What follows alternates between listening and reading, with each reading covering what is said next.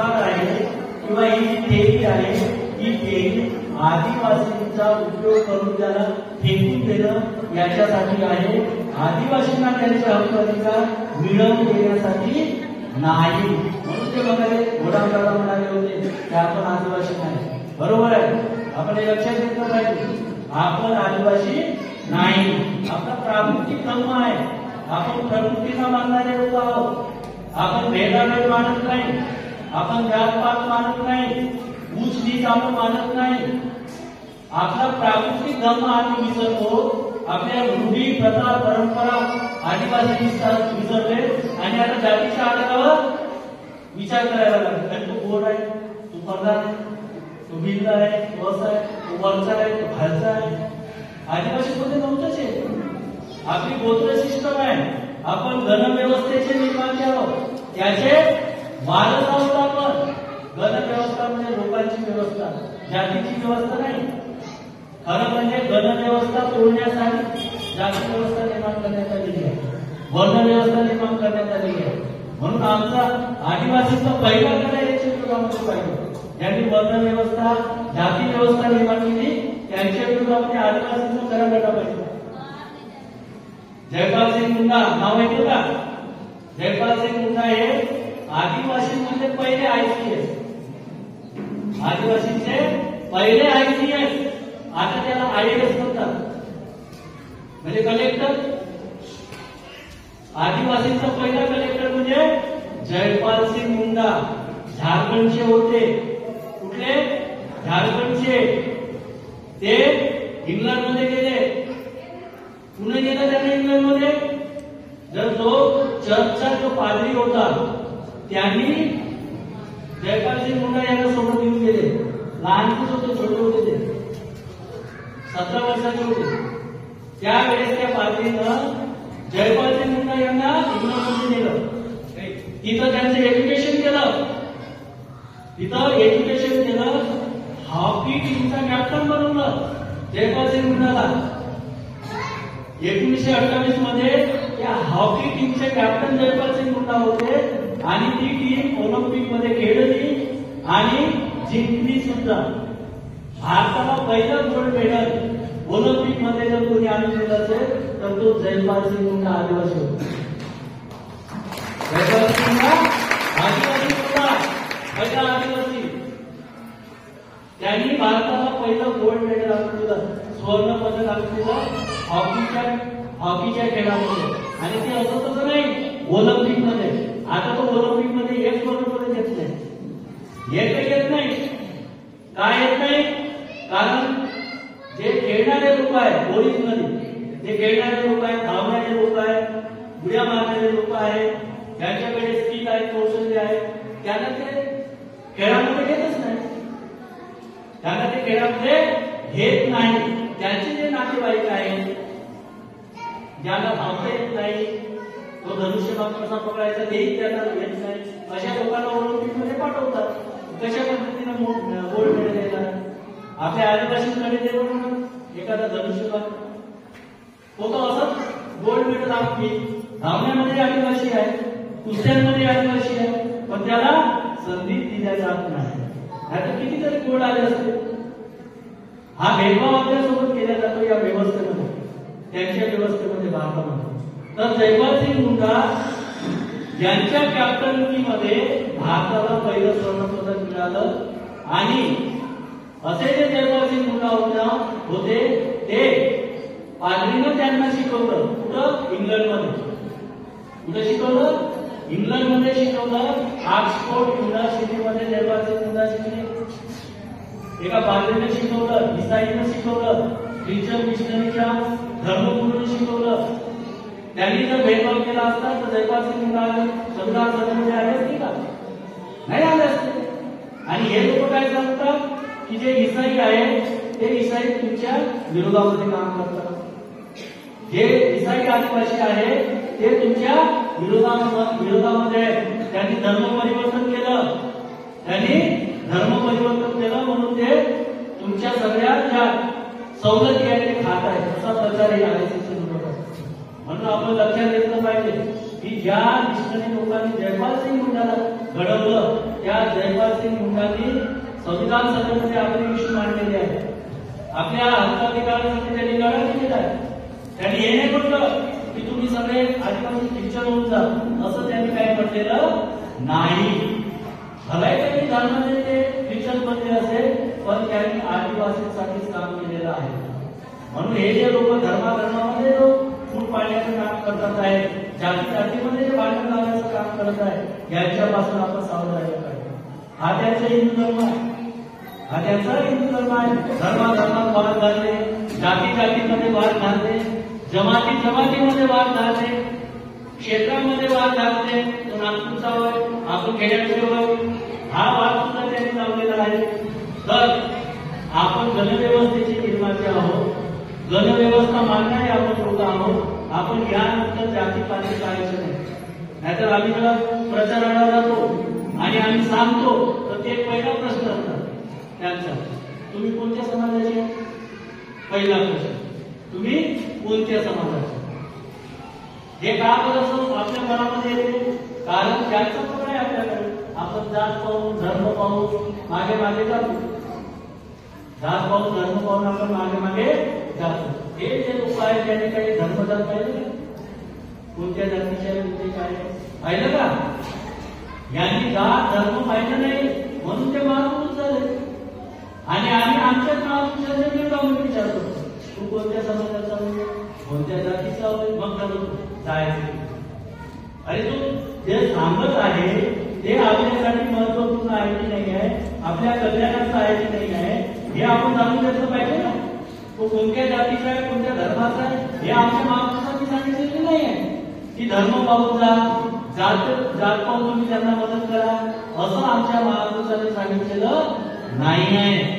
हे आपण लक्षात घेतलं पाहिजे. म्हणून आपण या भारतामध्ये जगत असताना आपल्याला व्यवस्थेची माहिती असली पाहिजे. एक सामाजिक व्यवस्था आहे आणि एक राजकीय व्यवस्था आहे. सामाजिक व्यवस्थेमध्ये ब्राह्मण सर्वात वरच्या जागेवर आहे. ब्राह्मण, क्षत्रिय, वैश्य, शूद्र, अतिशूद्र आणि आदिवासी पिढी त्याचं नावच नाही. ब्राह्मण, क्षत्रिय, वैश्य, शूद्र, अतिशूद्र, आदिवासी. तर सगळ्या या सामाजिक ऑर्डरमध्ये, या सामाजिक व्यवस्थेमध्ये ब्राह्मण सगळ्यात वर आहे. ब्राह्मण सगळ्यात वर आहे. म्हणून त्यांनी पूजा पाठ केली, सरांनी सांगितलं त्याने जेवढी दक्षिणा मागली तेवढी. कुंडली पाहिल्याशिवाय लग्न जुळत नाही आमचं लोक. एवढा मोठा पगार आहे त्यांचा. त्यानं म्हटलं की आता कथा केलीच पाहिजे, केलीच पाहिजे. म्हणजे एवढे लोक आमच्या घालतात का माहित नाही काय कारण आहे. म्हणजे एवढं त्याचं स्थान तुमचं आहे. त्यानं भीती घालून ठेवली नाही बरं आमच्या लोकांमध्ये. तू पूजा केली नाही, तू देवाचं केलं नाही, तर तुझं असं होईल तसं होईल, काय होईल. मग आमचे लोक घालवतात, देवाचा पोट नको, ईश्वराचा पोट नको. म्हणून मग त्यानं जसं म्हटलं तशी करतात. जे साहित्य म्हणलं हे आपण घेऊन देतो, त्याला दक्षिणा देतो. त्याला म्हणतात सामाजिक दर्जा. हा सामाजिक दर्जा त्यांनी निर्माण केला. त्याला म्हणतात की 501 पाहिजे, 501 आपण देणार. आणि सामाजिक एखादा कार्यकर्त्याला कार्यक्रमामध्ये 200 रुपये पाहिजे. कशाला पाहिजे असा आपण प्रश्न त्याला काय विचारलं, 501 कशाला देऊ? आमच्या माणसाने 100 रुपये मागितले की आपल्या समाजाचा कार्यक्रम आहे, जनजागृतीचा कार्यक्रम आहे, आमच्या हक्काधिकाराचा कार्यक्रम आहे, 100 रुपये तुमच्याकडून मदत पाहिजे. असं जर आमच्या कार्यकर्त्यांना म्हटलं, हा कशाला पाहिजे 100 रुपये? म्हणजे तुम्ही राजकारण करायला आले का? अशा आमच्या लोक विचारले. त्याला विचारलं पाहिजे ना, त्याला विचारलं पाहिजे. त्याच्याकडून 100 रुपयाच्या स्टॅम्प पेपरवर लिहून घेतलं पाहिजे की मी हे सगळं करतो, पण सगळं चांगलंच झालं पाहिजे. चुकीचं झालं तर तुझ्यावर तुला दाखवलं ना, असं लिहून घेतलं पाहिजे ना. जेव्हा ते तसं आपण करत नाही, ते केलं पाहिजे. तर त्यांनी स्वतःला सगळ्यात वरच्या स्तरावर ठेवलेला आहे. म्हणजे तो जसा म्हणे त्याला काय वेटीचा म्हणजे वजनाच्या बोलण्याला तो जसं म्हणे तसं लोक करतात, तसंच करतात. त्याला भीती घालून ठेवलेली आहे. मी देवाचा एजंट आहे, मी जे म्हणणार ते तुम्ही करायचं, नाही केलं तर माझं नाही, देवाचं पण तुमच्यावर असं त्याने भीती घालून दिलेली आहे. आणि आमचे लोक तसे करतात. याला म्हणतात सामाजिक दर्जा. आता राजकीय दर्जा पहा. राजकीय व्यवस्था आहे, कोणती संसद आहे, विधायिका आहे, न्यायपालिका आहे, प्रचार प्रसार म्हणजे ज्याला आपण मीडिया म्हणतो, पेपर येते त्याच्यामध्ये इलेक्ट्रिक मीडिया, त्याच्यानंतर प्रिंट मीडिया त्याच्यामध्ये सगळे पेपर येतात, त्याच्यानंतर इलेक्ट्रिक मीडिया त्याच्यामध्ये सगळे चॅनल्स येतात, ते चॅनल्स आहेत, त्याच्यानंतर कार्यकारी म्हणजे त्याला काय म्हणतो आपण प्रशासकीय व्यवस्था, ज्याला IAS IPS कलेक्टर वगैरे असतात ती व्यवस्था. ह्या दोन व्यवस्था आहेत, एक सामाजिक व्यवस्था त्याच्यावर सगळं तुमचं काम काय करते.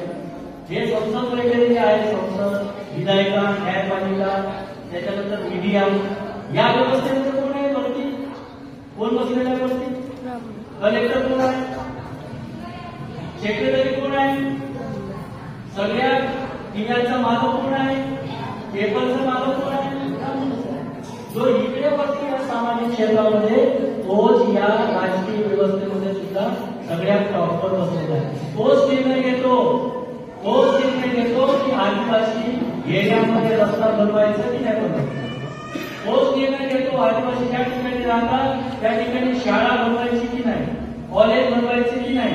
भामराकडचं मी उदाहरण देतो तुम्हाला, तिथं बँक आहे, कॉलेज आहे, शाळा आहे, कुठं असेल माहिती, जिथं बाबा आमटेनं आपला आश्रम तयार केलेला आहे.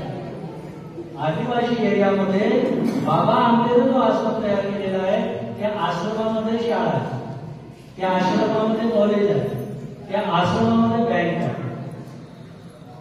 आदिवासी जिथं राहतात तिथं काहीच नाही, पण बाबा आमटेनं जो आश्रम तयार केलेला आहे त्या आश्रमामध्ये सगळं.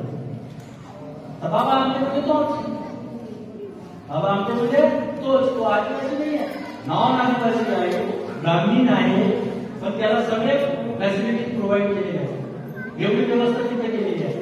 हजारो वर्षापासून आमचा आदिवासी त्या ठिकाणी राहतो आहे, त्या ठिकाणी आतापर्यंत शाळा कॉलेज काहीही तयार करण्यात आलेलं नाही. आमचे आमदार ऐरीचे जमीनदार धर्मराव बाबा आत्रा, सगळे आत्रामची फॅमिली आहे, जमीनदार राजे लोक, ती तो परिसर आहे त्यांचा, अजूनही रोड नाही आहे जाण्यासाठी. एक गाडी गेली तर दुसरी गाडी येऊ शकत नाही, इकडे जंगल इकडे जंगल, खाली उतरू नाही शकत, एवढं घनदाट जंगल आहे. अशी परिस्थिती आहे. म्हणजे माझं सांगण्याचा उद्देश आहे की ते ठरवतात की आदिवासींना काय द्यायचं काय नाही द्यायचं, ते लोक ठरवतात. म्हणून या सामाजिक जो त्यांचा धंदा आहे तो काही आम्ही दिलेला नाही आहे, तो षडयंत्राने त्यांनी प्राप्त केलेला आहे. ते काही उच्च कोटीचे लोक नाही आहेत, ते षडयंत्र करणारे, खोटे बोलणारे, संवाद करणारे, देशद्रोही कारवाई करणारे एका पवित्र लोक असतात का? नाही. मी तर म्हणतो देवानी त्यांच्या घटना केला पाहिजे की तुम्ही मला चुकीचा उपयोग करता याला पाहिजे नाही. तर असे जे लोक आहेत हे लोक सत्तेमध्ये आहेत. या आमच्या बरोबर भेदभाव म्हणतात, आम्हाला वनवासी म्हणतात, हेच लोक सत्तेमध्ये आहेत आणि त्यांना त्या सत्तेतून आपल्याला बेदखल करायचं आहे. म्हणजे ही जी व्यवस्था आहे ती उभी आहे, सगळ्यात वरती ब्राह्मण आहे, त्याला आपल्याला आडवी करायची. म्हणजे सगळे समान. तू 3.5% आहे ना, तुला 3.5% रिझर्वेशन, आम्ही 7.5 आहे, 7.5 आम्हाला. एनटी 5% आहे, 5% करणार. मुसलमानांना 10% आहे, 10% करणार. सगळ्यांना संख्येच्या अनुपातामध्ये रिझर्वेशन देणं ही लोकतंत्राची, हा लोकतंत्राचा सिद्धांत आहे, ही लोकतंत्राची व्यवस्था आहे. म्हणून या पद्धतीनं आपण काम जर केलं तर हा जो राजकीय क्षेत्रामध्ये बसलेला आहे, प्रशासकीय क्षेत्रामध्ये जो ब्राह्मणवरती बसलेला आहे, त्याला खेचून आपल्याला त्या ठिकाणी प्रवेश करायचा आहे. त्याला खेचून आपल्याला त्या ठिकाणी प्रवेश करायचा आहे. म्हणून आपलं हे आंदोलन, म्हणून हे प्रशिक्षण, म्हणून आपण काँग्रेसच्या, बीजेपीच्या, कम्युनिस्टच्या पाठीमागे लागू नये. कारण ते जे राजकीय दल आहे ते आपले नाही. 75 वर्षामध्ये त्यांनी आपल्यासाठी काही केलेलं नाही. म्हणून आपण स्वतःचं आंदोलन तयार केलं पाहिजे. राष्ट्रीय आदिवासी एकता परिषद हे जे आंदोलन तयार केलेलं आहे आणि त्या आंदोलनाच्या माध्यमातून आपण आपल्या मित्रांचा जो स्वातंत्र्याचा लढा आहे तो आपण लढत आहोत. या लढ्यासाठी तुम्ही सुद्धा साथ सहयोग केला पाहिजे. तुम्ही ज्या ज्या एरियामध्ये राहता, ज्या गावात राहता, ज्या गल्लीत राहता, त्या त्या ठिकाणी तुम्ही या पद्धतीनं लोकांना तयार केलं. जर आम्ही त्यांच्या आश्वासनांना बळी पडलो नाही तर आपला कधी ते उपयोग करून घेणार नाही. आपण त्यांच्या पाठीमागे जातो म्हणून आपला उपयोग ते करतात. म्हणून यानंतर त्यांच्या पाठीमागे जायचं नाही. त्यांच्या वर्षभरामध्ये ते काय काय करतात ते आपण विचारलं पाहिजे. त्याच्यानंतरच निर्णय घेतला पाहिजे. आणि काँग्रेस बीजेपीच्या बाजूला आपण सावध राहिलं पाहिजे. तो आपला राजकीय पक्ष नाही, तो आपला राजकीय पक्ष नाही. त्यांनीच आमच्या समस्या निर्माण केलेल्या आहे. म्हणून येणाऱ्या काळामध्ये तुम्ही या आंदोलनामध्ये आलं पाहिजे, साथ सहयोग केलं पाहिजे. अजून आहे अजून एक तर ही राष्ट्रीय आदिवासी एकता परिषद आहे. ही आदिवासींची विंग आहे. भारतामध्ये काम करणारी आदिवासींमध्ये काम करणारी राष्ट्रीय आदिवासी एकता परिषद ही विंग आहे संपूर्ण भारतातील आदिवासींना जोडण्यासाठी. हे आपण का करत आहोत? कारण आपल्या समाजामध्ये 25,000 संघटना आहेत. किती? 25,000 संघटना आहेत. प्रत्येक संघटना म्हणते की आम्ही आदिवासींच्या कल्याणासाठी काम करतो. प्रत्येक संघटनामध्ये आम्ही आदिवासींच्या कल्याणासाठी काम करतो. पण आजपर्यंत आदिवासींच्या कल्याण दूर आहे. त्यांचं सगळं नुकसानच चालू आहे. सगळं काही आपण केलेलं आहे. त्या संघटनेचे अध्यक्ष आहेत, सचिव आहेत, त्याच्यानंतर सदस्य आहेत, संघटना आहे. पण आदिवासी समाजाचं मात्र अतोनात नुकसान होत आहे. दररोज त्याच्या विरोधामध्ये नवीन नवीन जिया निघत आहे, नवीन नवीन कायदे निघत आहेत. मग अशा वेळेला राष्ट्रीय आदिवासी एकता परिषद जे आहे ते आपल्याला निर्माण करावे लागेल. आपण समीक्षा केली, आपण विचार केला की 75 वर्षामध्ये एवढ्या काही आमच्या संघटना आहेत, हजारो आमच्या संघटना आहेत. हे सगळ्या असताना सुद्धा आमच्या समाजावर, आमच्या लोकांवर दररोज अन्याय अत्याचार का होतो? याचा जेव्हा आम्ही विचार केला तेव्हा आमच्या लक्षात आलं की आमच्या ज्या संघटना आहेत त्या संघटना जातीच्या आधारावर तयार झालेल्या. गोंडाची वेगळी संघटना, वरदानाची वेगळी संघटना, कोलामाची वेगळी संघटना, त्याच्यानंतर वेगवेगळ्या कामावरच्या संघटना, म्हणजे त्याला काय म्हणू आपण ज्या क्षेत्रामध्ये काम करतो त्याच्या संघटना, टीचरची वेगळी संघटना, त्याच्यानंतर बाबू लोकांची वेगळी संघटना, शिपायांची वेगळी संघटना, या पद्धतीने आमच्या संघटना तयार झालेल्या आहेत. त्याच्यानंतर परिणामावर आधारित संघटना, रोड पाहिजे संघटना तयार करा, रोड होईल पाहिजे, जोपर्यंत रोड होत नाही तोपर्यंत संघटना करायची. प्रमोशन पाहिजे संघटना, एज्युकेशन पाहिजे संघटना. तर वेगवेगळ्या परिणामावर आधारित वेगवेगळ्या संघटना आमच्या लोकांनी तयार केल्या. अशा आमच्या आदिवासींच्या देशभरामध्ये 25,000च्या वर संघटना, 25,000च्या वर रजिस्टर्ड, अनरजिस्टर्ड संघटना आहे, रजिस्टर्ड 25,000च्या वर संघटना आहे. आणि असं असताना सुद्धा आमच्या समस्येचं समाधान होत नाही. उलट आमच्या या समस्या अजून उग्र झालेल्या आहेत, अजून उग्र झालेल्या आहेत. की आपण या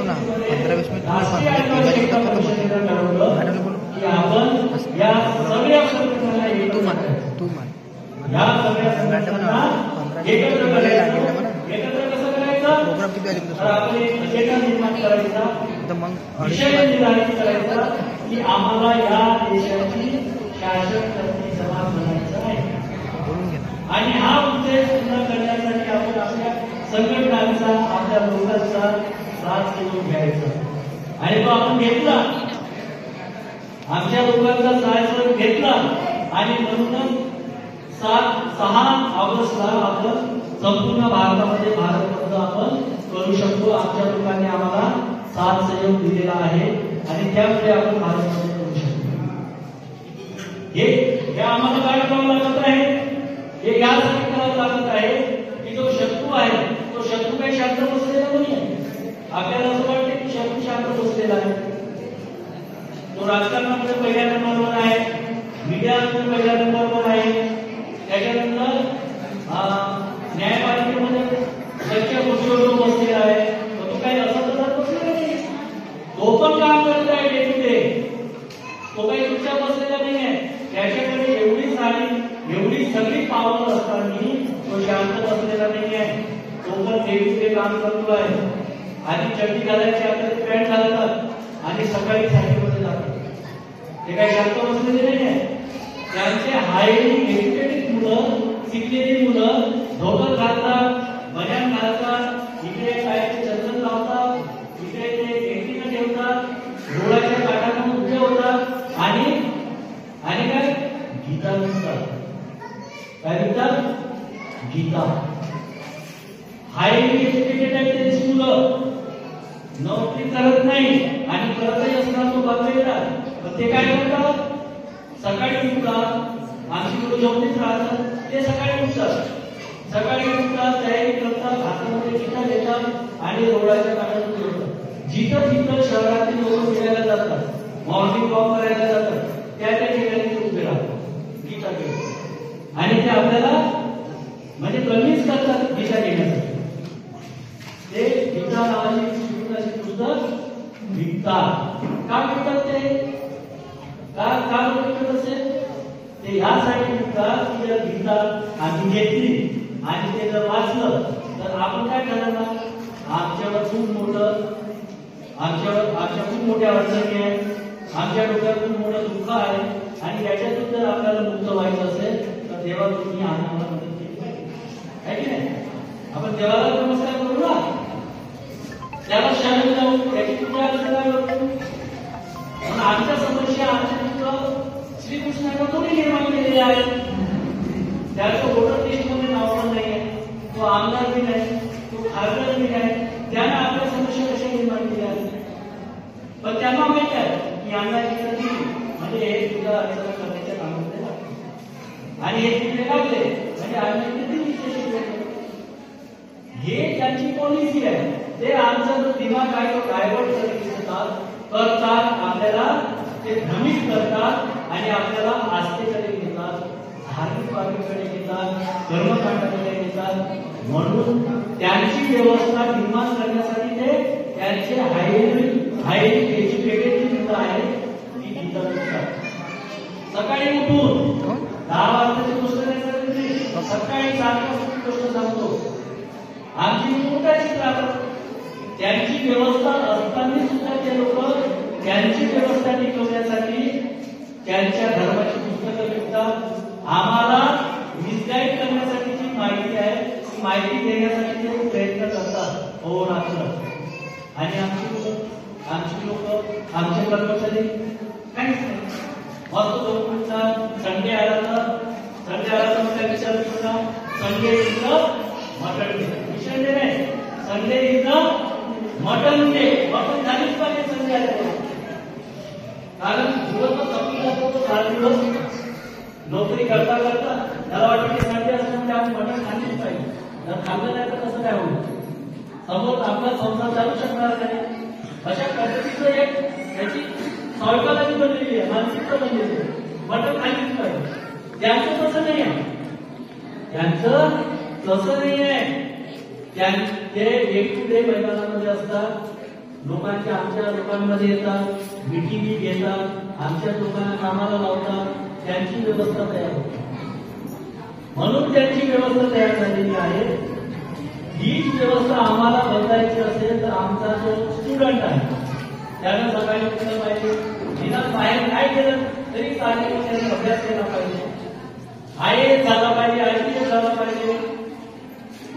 डॉक्टर बाबासाहेब आंबेडकरांनी जो बुद्धिमान वर्ग आहे किंवा शिकलेला वर्ग आहे, जो आता विद्यार्थी वर्ग आहे, त्याच्याकडे अपेक्षा ठेवली होती डॉक्टर बाबासाहेब आंबेडकर यांनी. कोणती?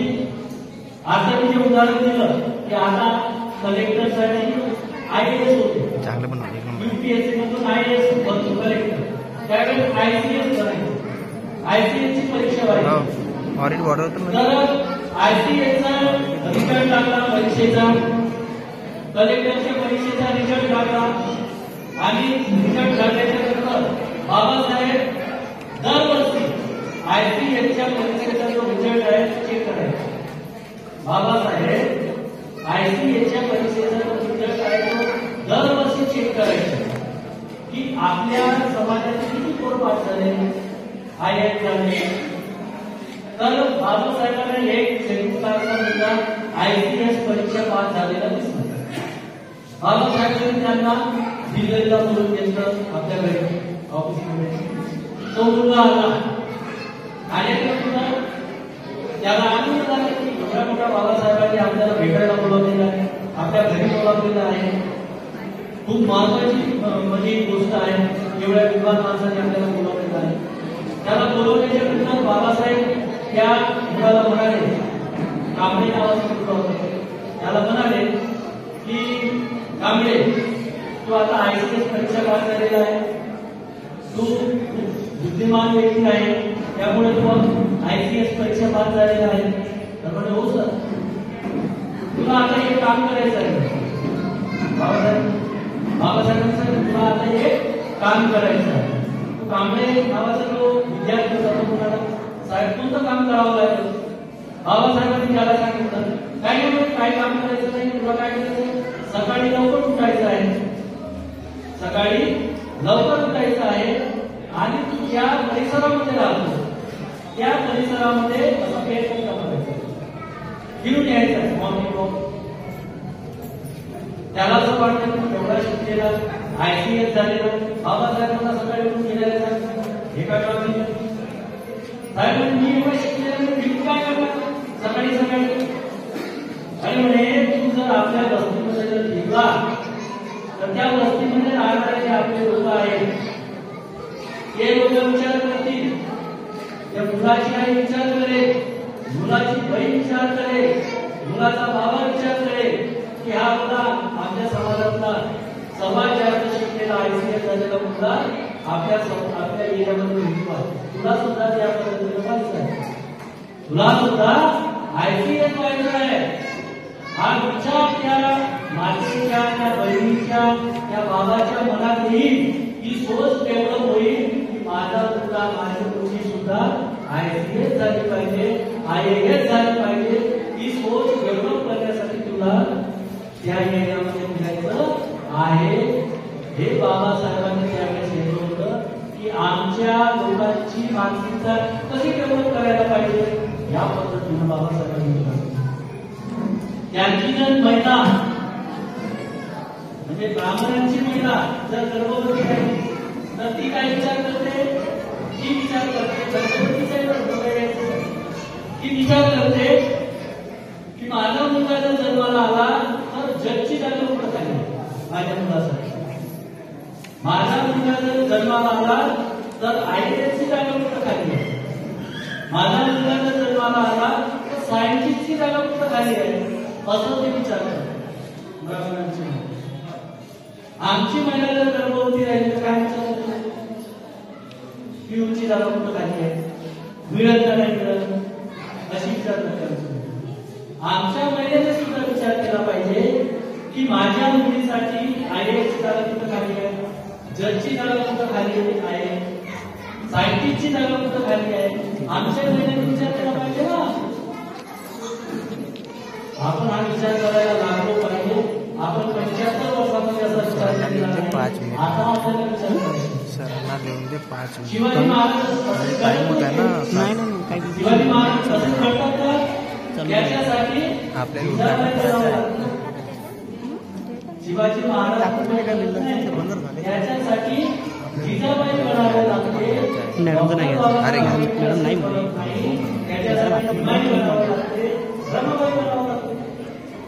तेव्हा बाबासाहेब म्हणतात बिरसा मुंडा असे बोलतात का नाही, त्याच्यासाठी कर्मी बनावं लागतं. हे जोपर्यंत आपण आपली जबाबदारी उचलणार नाही तोपर्यंत बाबासाहेब बिरसा मुंडा राष्ट्रपती बनणार नाही. आणि आता वर्तमानामध्ये याची गरज आहे. पुन्हा बाबासाहेब, पुन्हा बिरसा मुंडा, पुन्हा राघोजी भांगरे, पुन्हा बाबूराव शेळमाके आपल्याला हवे. हे तयार होण्यासाठी आपली जी मानसिकता आहे ते डेव्हलप करा. आपल्याला यांना तयार करायचं आहे संघर्षासाठी. आपण जेवढं संघर्षाचा विचार करू, जेवढं स्वाभिमानी राहू, तेवढे आपली मुलं तयार होतात.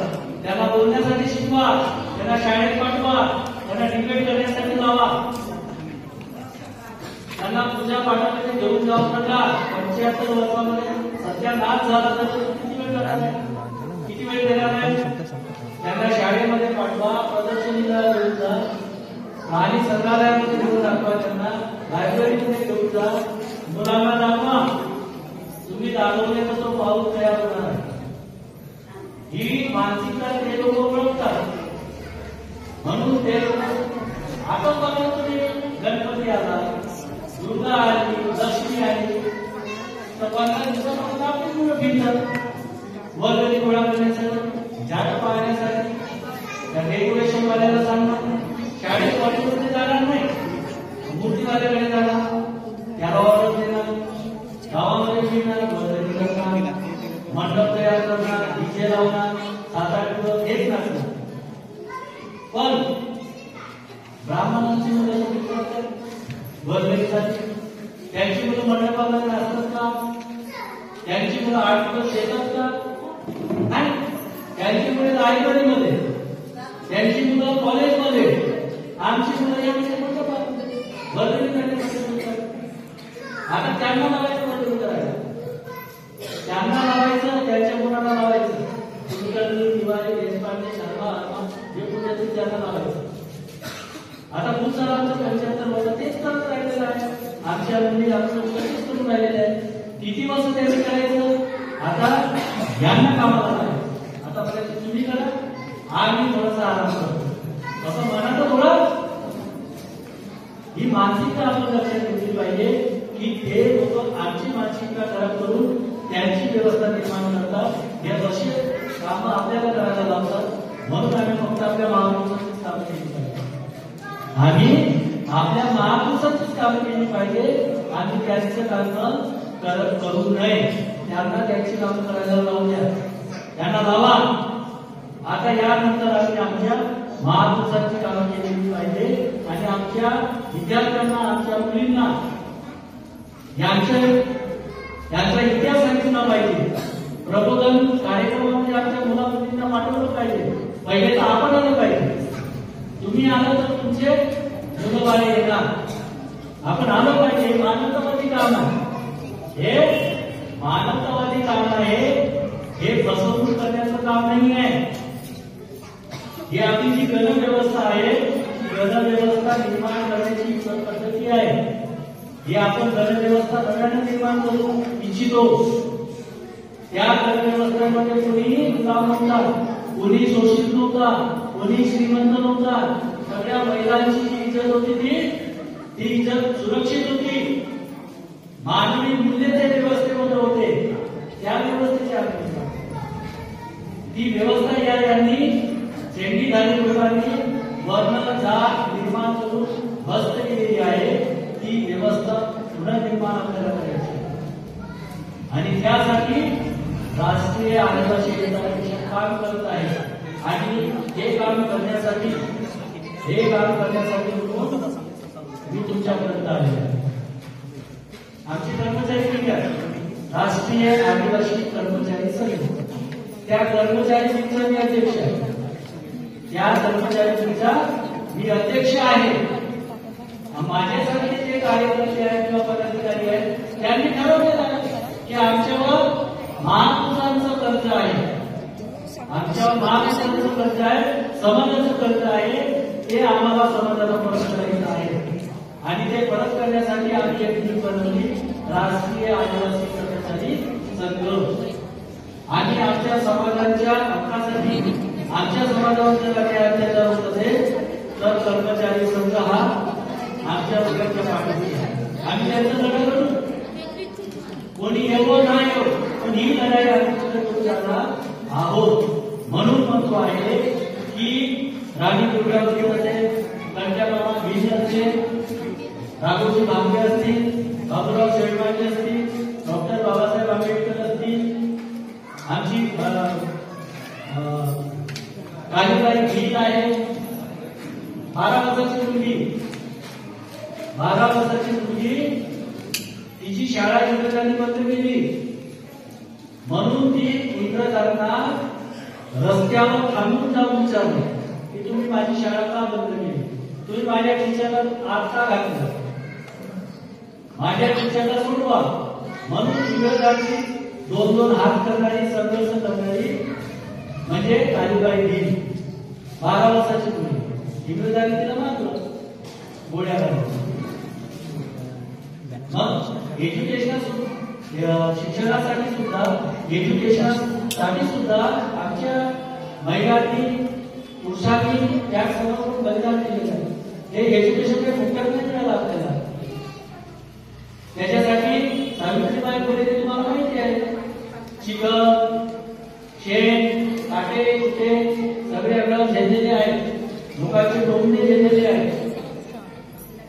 आपल्याला एज्युकेशन देण्यासाठी ज्यांना रोखणार कोण होतं, हेच झेलले झाले. तेव्हा आमच्या महापुरुषांना रोखलं. आज इंग्रजी मीडियम आणून आमच्या लोकांना म्हणजे एकलव्य निर्माण करतात. तेव्हापासून हे सगळं चालू झालेलं आहे. म्हणून आपल्याला एज्युकेशन मिळालेलं आहे, ज्या नोकऱ्या मिळालेल्या आहे, जे स्कॉलरशिप आपल्याला मिळत आहे किंवा आपल्याला जे मानसन्मानाचं मिळालेलं आहे, त्या पाठीमागे आमच्या महापुरुषांचा त्याग, समर्पण, बलिदान त्यांचं रक्त आहे, फुकटामध्ये भेटलेलं नाही. म्हणून हे पुन्हा प्रस्थापित करण्यासाठी, पुन्हा मिळवण्यासाठी आपण हे या ठिकाणी उपस्थित आहात. सगळ्या माझ्या आई बहिणी, आमचे पुरुष मंडळी, सगळ्यांना माझी विनंती आहे की आपण या आंदोलनामध्ये सहभागी झालं पाहिजे. आणि आमचं नाही, आमच्या महापुरुषांचं जे अधुरं राहिलेलं स्वप्न आहे, मावा नाटे मावाराज, अबुवा देशमुख अबुवाराज, हे पूर्ण करण्यासाठी आपण तन मन धनाने साथ सहयोग केला पाहिजे. आपण या ठिकाणी मला बोलावलं, मला आतापर्यंत सहन करून